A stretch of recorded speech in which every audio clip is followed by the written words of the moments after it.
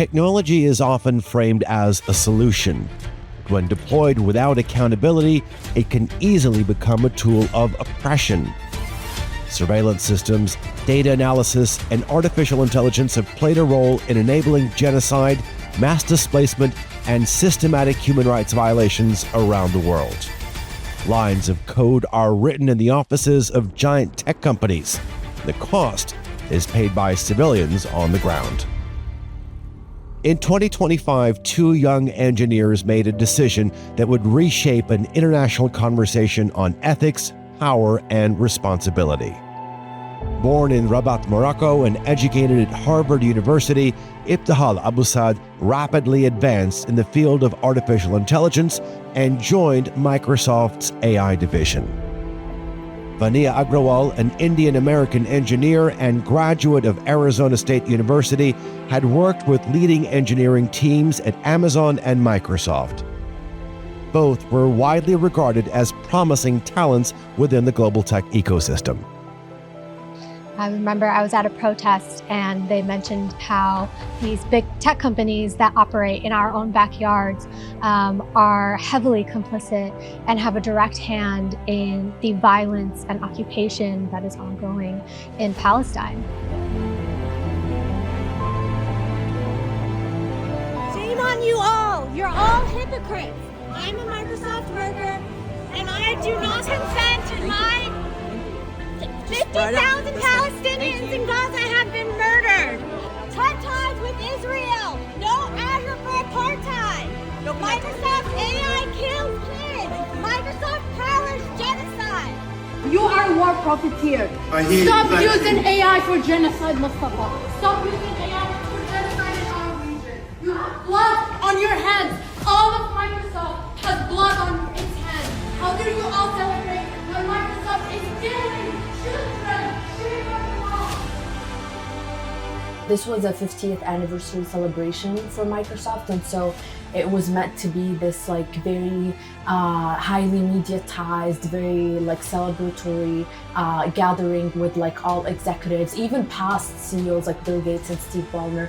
And so for them it was, look, we're gonna celebrate all the accomplishments and all the good that Microsoft has done for the past half century, but for us that could not be further from the truth, right? Like this whole message that Microsoft has just been doing good since its establishment. And so that's why we targeted an event that had such high visibility. Shortly after, they submitted their resignation to Microsoft in an email publicly explaining their decision. Within hours, both engineers were dismissed from their positions. Yet, the outcome defied expectation. Rather than isolation, their voices resonated globally.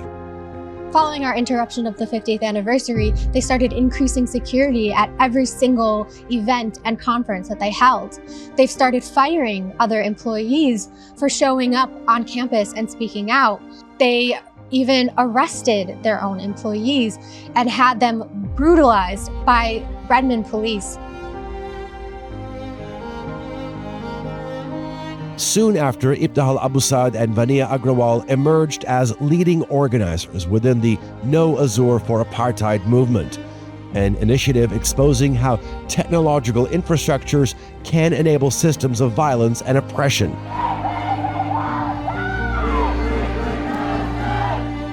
No Azure for Apartheid has been around for a year and a half, actually nearly 2 years now, and so our efforts have not just been, the big flashy disruptions. It's also been internal work in trying to put pressure on executives from within the company, from workers.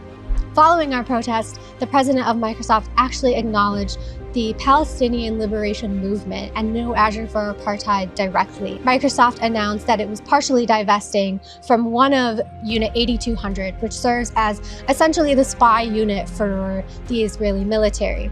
And this was a huge win. It was a proof that, these efforts can lead to change. But of course, that's not where it ends, because it's one contract amongst many. Ibtihal and Vaniya chose not to remain silent in the face of atrocities affecting people beyond their own communities. even at the cost of their careers, security, and future prospects. Knowing what they have gone through, giving up my own job, giving up my own career, it's such a small price to pay. I think what we've been seeing on like our phone screens, and so we have no excuse to say we didn't know. What is a job compared to losing your entire family? I think that when it comes to Palestine, Palestine is a testing ground for the rest of the world. And whatever is happening there, it's gonna happen everywhere. Today, the story of Ibtihal Abou Saad and Vaniya Agrawal stands as a defining moment in the technology sector's ongoing ethical reckoning. Their actions remind us that evil in this world can only triumph when good people remain silent.